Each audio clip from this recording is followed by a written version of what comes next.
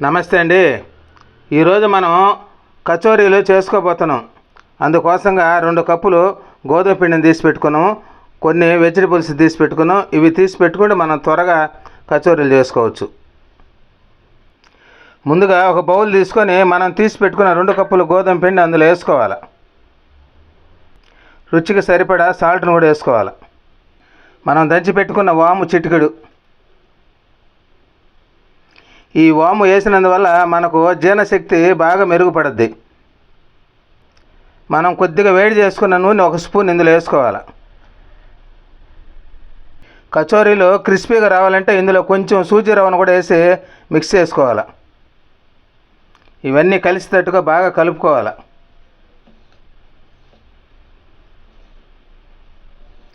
చూడండి, గోధుమ పిండిలో సూజీ రవ్వ, ఆయిల్ అంతా బాగా మిక్స్ చేసుకున్నాం. ఇందులో కొంచెం వాటర్ వేసేసి మిక్స్ చేసుకోవాలి. దీన్ని చపాతీ పిండిలాగా కలుపుకోవాలి. చూడండి, లూజ్గా లేకుండా చపాతీ పిండిలాగా కలుపుకొని ఒక 5 నిమిషాలు తీసి పక్కన పెట్టుకోండి. దీన్ని ఈ లోపల మన స్టఫింగ్ కోసంగా ఇవన్నీ తీసి రెడీ చేసి పెట్టుకున్నాం. మనం ఇప్పుడు కచోరీలకి స్టఫింగ్ చేసుకోవాలనుకుంటే ఒక పాన్ పెట్టి అందులో 2 స్పూన్లు ఆయిల్ వేసుకోవాలి. ఇందులో 1/2 టీ స్పూన్ జీలకర్ర, మనం కట్ చేసి పెట్టుకున్న ఆనియన్ ముక్కలు, కట్ చేసుకున్న క్యారెట్ ముక్కలు, మనం తరిగి పెట్టుకున్న అల్లం ముక్కలు, మనం కట్ చేసి పెట్టుకున్న పచ్చిమిర్చి, మనం కట్ చేసి పెట్టుకున్న ఆలు ముక్కలను కూడా వేసుకోవాలి. ఈ వెజిటబుల్స్ అన్నీ బాగా ఏగేలాగా కలుపుకోవాలి. ఆ విధంగా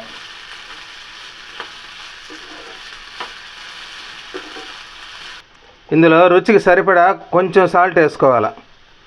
ఈ వెజిటబుల్స్ త్వరగా ఉడకాలంటే ఒక 2 మినిట్స్ మూత పెట్టుకోవాలి.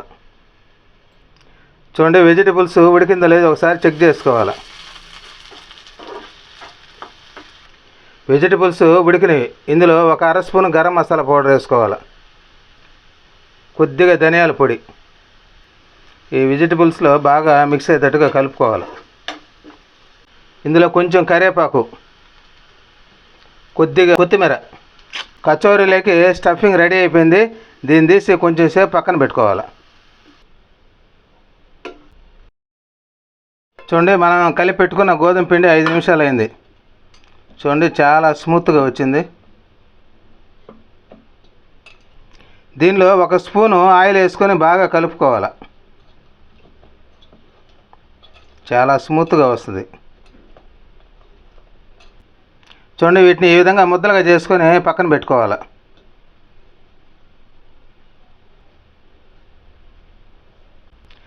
మనం కలిపి పెట్టుకున్న గోధుమ పిండిని చపాతీలాగా చేసుకోవాలి. ఆ విధంగా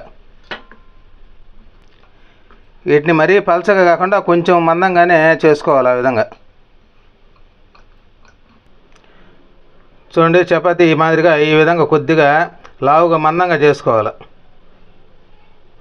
ఈ చపాతీ మాదిరి చేసిందంటే మనం చేసి పెట్టుకున్న స్టఫింగ్ని మధ్యలో ఆ విధంగా పెట్టుకోవాలి.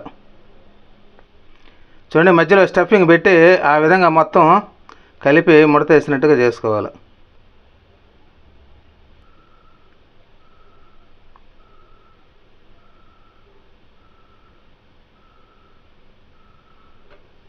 చూడండి, ఆ విధంగా చేసుకోవాలి.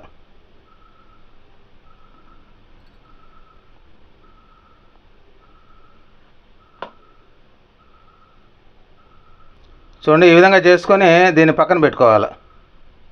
చూడండి, కచోరీలు చేసుకోవాలంటే ఆ విధంగా మందంగా చేసుకోవాలి. చపాతీలాగా ఆ విధంగా రౌండ్గా చేసుకున్న చపాతీ మధ్యలో మనం చేసి పెట్టుకున్న స్టఫింగ్ని అందులో వేసుకోవాలి. చూడండి, మధ్యలో పెట్టుకొని ఆ విధంగా చేసుకోవాలి. చూడండి, చుట్టూ మడుచుకోవాలి. చూడండి, చుట్టూ మడిచి ఆ విధంగా చేసుకోవాలి. చూడండి, రౌండ్గా వచ్చింది మనకు.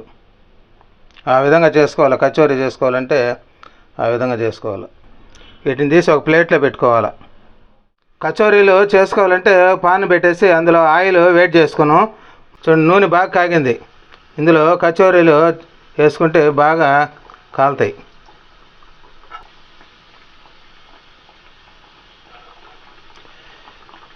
ఇవి మాడిపోకుండా తిరగేసుకోవాలి.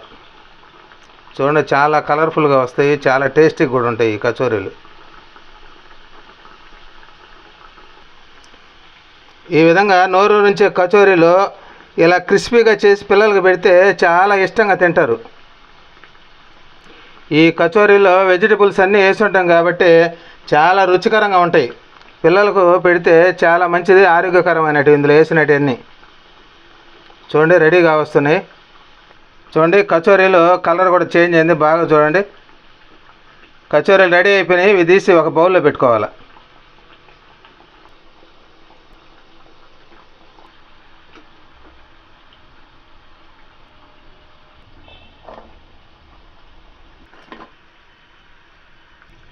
ఈ విధంగా కచోరీలు రుచికరంగా చేసుకొని ఈవినింగ్ టైంలో వేడివేడిగా నోటికి రుచికరంగా తినాలంటే ఈ విధంగా కచోరీలు చేసుకొని తినండి. నచ్చితే సబ్స్క్రైబ్ చేయండి, లైక్ చేయండి. నమస్తే.